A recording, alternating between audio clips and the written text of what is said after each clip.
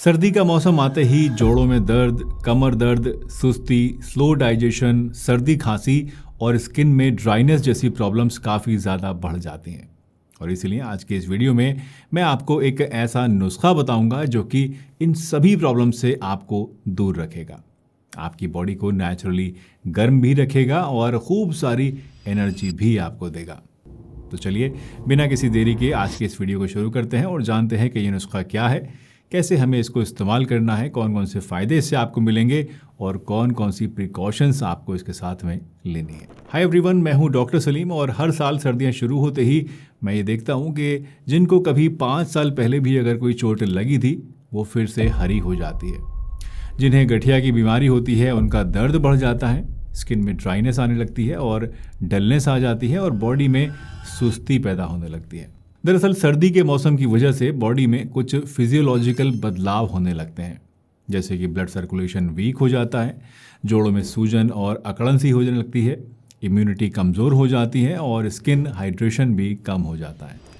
अब देखा जाए तो वैसे तो सर्दियां सभी के लिए एक सी होती हैं, बराबर होती हैं, लेकिन जिनके शरीर अंदर से स्ट्रांग होते हैं उन्हें कोई प्रॉब्लम नहीं होती है, लेकिन जिनके शरीर अंदर से कमज़ोर होते हैं वो पूरी सर्दियों परेशान रहते हैं। तो अगर आप पहली कैटेगरी के लोगों में आते हैं तब तो आपके लिए ठीक है, ये वीडियो आपके लिए नहीं है, आप छोड़कर जा सकते हैं। लेकिन अगर आप दूसरी कैटेगरी के लोगों में आते हैं, यानी आपको ठंड में प्रॉब्लम्स बढ़ जाती हैं, ज़्यादा दिक्कतें होती हैं, तो आज का ये नुस्खा आपके लिए एक लाइफ सेवर से कम नहीं है, क्योंकि ये आपकी बॉडी को अंदर से इतना मजबूत बना देगा कि आपके ऊपर ठंड अपना कोई भी असर जो है वो नहीं दिखा पाएगी। ये नुस्खा एक आयुर्वेदिक स्टाइल मिक्स है जो कि मेनली अलसी के बीज से बनता है, यानी फ्लैक्स सीड से बनता है। आप इसे 10 मिनट में अपने घर पे बना सकते हैं और आज से ही इसको यूज़ करना आप चालू कर सकते हैं। तो चलिए सबसे पहले एक पेन और पेपर लेकर बैठ जाइए और इस नुस्खे के लिए जो इंग्रेडिएंट्स हमें यूज़ करने हैं उनके बारे में आप नोट डाउन कर लीजिए। इसे बनाने के लिए सबसे पहला इंग्रेडिएंट जो आपको लेना है, जो चाहिए, वो है फ्लैक्स सीड्स यानी अलसी के बीज। अलसी में ओमेगा 3 फैटी एसिड्स होते हैं और ढेर सारा इसके अंदर सॉल्युबल और इनसॉल्युबल फाइबर होता है। ये जोड़ों के दर्द को कम करता है, हड्डियों में ग्रीस को बढ़ाता है और बॉडी को अंदर से गर्म भी रखता है। दूसरा है पम्पकिन सीड्स यानी कद्दू के बीज। इसके अंदर जिंक होता है, मैग्नीशियम होता है और ये बॉडी को ज़बरदस्त ताकत देता है। तीसरा होता है सफ़ेद तिल। इनमें ढेर सारा कैल्शियम है और हेल्दी फैट्स हैं जो कि बॉडी की खुश्की को दूर करते हैं, जोड़ों को फ्लेक्सिबल बनाते हैं और शरीर को गर्म रखता है। चौथा इंग्रेडिएंट है सौंठ यानी सूखा हुआ अदरक, जो कि डाइजेशन को इम्प्रूव करता है और जोड़ों के दर्द के लिए बहुत फ़ायदेमंद है। पांचवा है काली मिर्च, जो कि इन सभी इंग्रेडिएंट्स का जो एब्जॉर्प्शन है बॉडी में वो बढ़ा देती है। छठा है छोटी इलायची, जो कि इस नुस्खे को एक भीनी भीनी सी खुशबू देती है और डाइजेशन में भी आपको मदद करती है। और लास्ट है पिसा हुआ गुड़। क्वांटिटी की बात करें तो आपको फ्लैक्स सीड्स लेने हैं 10 tablespoon which is equal to around 100 grams. 4 tablespoon आपको लेने हैं पम्पकिन सीड्स यानी कद्दू के बीज विच इज़ अराउंड 40 ग्राम्स। तिल भी आपको 4 टेबल स्पून यानी करीब 40 ग्राम ही लेने हैं। पिसी हुई सौंठ आपको लेनी है 1 टीस्पून। काली मिर्च पिसी हुई आपको लेनी है आधा टीस्पून।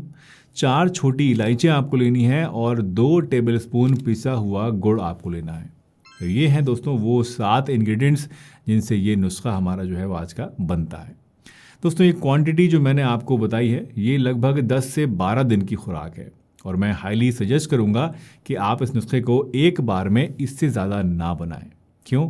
क्योंकि ज़्यादा दिन तक इन चीज़ों का पाउडर बनाकर रखने से इनका असर कम हो जाता है। इसलिए एक बार बनाकर आपको मैक्सिमम 10 से 12 दिन में इसको ख़त्म कर लेना है और फिर उसके बाद दोबारा से फ्रेश बनाना है ताकि आपको मैक्सिमम फ़ायदा इनसे मिल सके। तो ये तो हुई इंग्रेडिएंट्स की बात। अब आइए ये जानते हैं कि इन इंग्रेडिएंट्स से इसे हमें कैसे बनाना है और किस तरह से इसको हमें इस्तेमाल करना है। दोस्तों वीडियो में आगे बढ़ने से पहले 2 बहुत ही ज़रूरी बातें मैं आपके साथ करना चाहता हूँ, आप ध्यान से सुनिएगा। पहला तो ये कि YouTube आजकल हमारी वीडियोस के नोटिफिकेशंस आप लोगों तक नहीं भेज रहा है, इसलिए जब भी हम कोई नई वीडियो अपलोड करते हैं तो आप में से मैक्सिमम लोगों को पता ही नहीं चलता है कि हमने कोई वीडियो अपलोड करी है या नहीं करी है।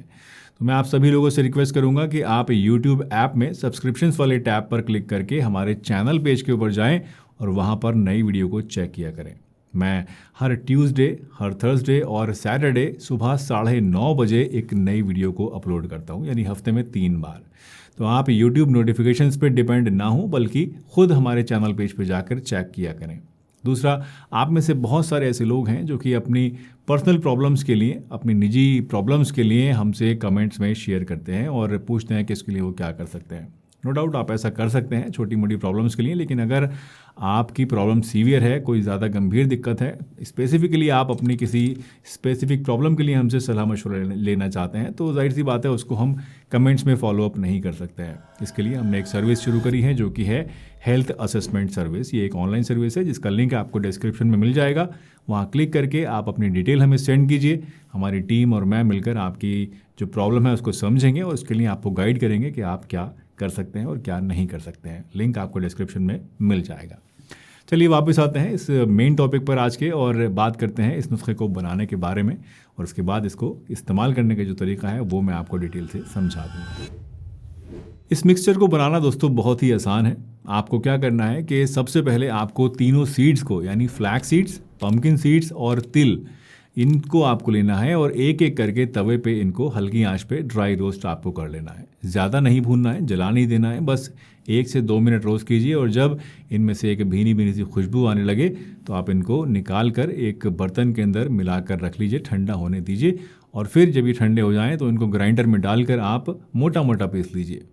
इसको आपको ज़्यादा बारीक नहीं पीसना है, थोड़ा मोटा मोटा सा ही पीसना है। इसके बाद इसके अंदर आप बाकी बची हुई जो भी चीज़ें आपने ली हैं, यानी कि सौंठ पिसी हुई, काली मिर्च पिसी हुई और गुड़ जो आपका पिसा हुआ है, इन्हें आप इसके अंदर मिला दीजिए और फिर इसे एक ग्राइंडर के अंदर डालकर फिर से मिक्स कर लीजिए ताकि सब चीज़ें अच्छे से आपस में मिक्सअप हो जाएं। इसके बाद इस मिक्सचर को आप एक कांच के एयर टाइट कंटेनर में डालिए और फ्रिज के अंदर इसको स्टोर करके रख लीजिए। इस्तेमाल करने के लिए रोज़ाना सुबह में आप इसमें से बस 1 टेबल स्पून यानी करीब 10 ग्राम लीजिए इस पाउडर को और 1 गिलास गर्म दूध के साथ मिलाकर इसको आप नाश्ता करने के बाद पी लीजिए। या अगर आप सुबह में इसको नहीं ले सकते हैं तो आप रात को सोते टाइम भी इसको इस्तेमाल कर सकते हैं।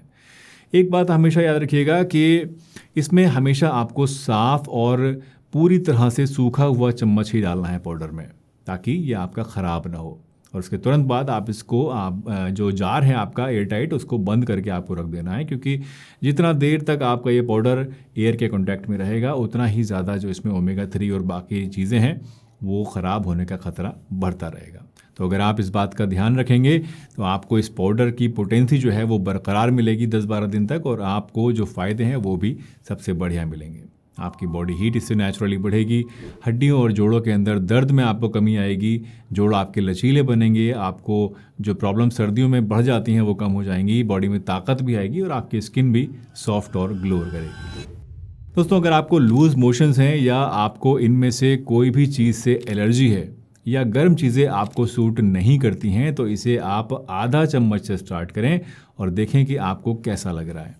अगर सब कुछ ठीक रहता है तो आप धीरे धीरे इसकी क्वांटिटी को बढ़ा सकते हैं और 1 टेबल स्पून तक लेकर आ सकते हैं। लेकिन अगर इसे लेने के बाद आपकी प्रॉब्लम बढ़ती है या आपको कोई घबराहट वगैरह महसूस होती है तो इसको लेना आप बंद कर दीजिए, मत लीजिए।